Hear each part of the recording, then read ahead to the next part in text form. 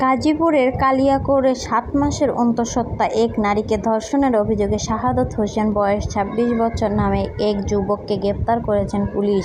বুধবার ২৩ এপ্রিল তাকে গাজীপুর জেল হাজতে পাঠানো হয়। শাহাদত বিশ্বাসপাড়া এলাকার মৃত সইজুদ্দিনের ছেলে। পুলিশ সূত্রে জানায়, শাহাদত বাসায় ভাড়া থাকেন। স্থানীয় একটি পোশাক কারখানায় কাজ করতেন ওই নারী ও তার স্বামী। সোমবার রাতে স্বামী বাসায় না থাকায় সুযোগে তাকে ধর্ষণ করেন শাহাদত। রাতে স্বামী বাসায় ফিরলে বিষয়টি জানান ভুক্তভোগী।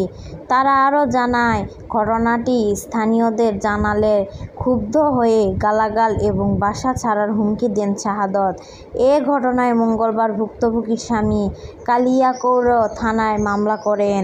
মৌচাক পুলিশ ফাঁড়ির ইনচার্জ ওসি আব্দুল সেলিম বলেন, অভিযান চালিয়ে শাহাদতকে গ্রেপ্তার করা হয়েছে।